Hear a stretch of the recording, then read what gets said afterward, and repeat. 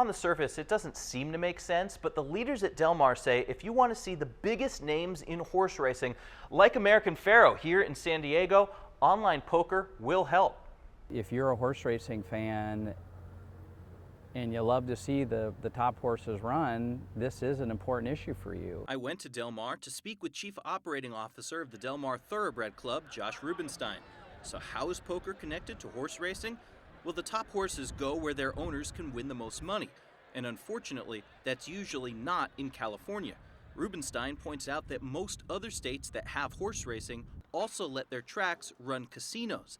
That means more money for tracks like Saratoga in New York. Their purses are 30% higher than ours because they have this slot revenue. So American Pharoah ran in New York this year, didn't run at Del Mar. And it's not just about adding another income source.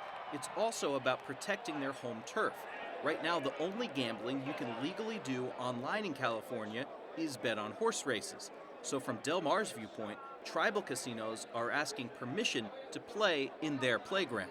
For those folks to come into a space which is exclusively ours right now with an expanded opportunity and say, you guys can't play in that arena and we'll throw you some scraps, that, in our opinion, is not going to benefit our industry.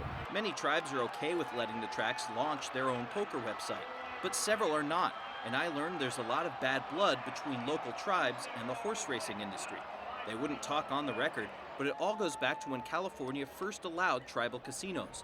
One of the biggest opponents was horse racing. Now, in the same way that Del Mar said, why should we allow others to do online gaming, some tribes say, why should we let horse tracks get a foot in the door on casino-style gaming, online or even in person?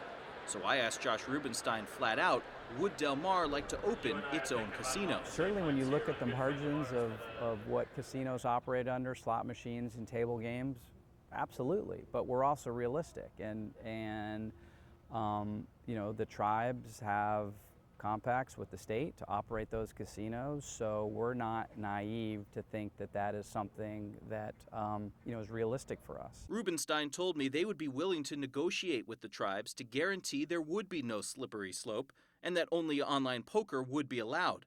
But not all tribes are convinced, and it's a big reason the battle to legalize internet poker has taken years. There are other reasons to doubt whether online poker is a good idea. I'll tell you myself, I wouldn't pay poker online. That man has a good reason. He's one of the top computer security experts in the world. Why he says gambling online can make you a target for thieves.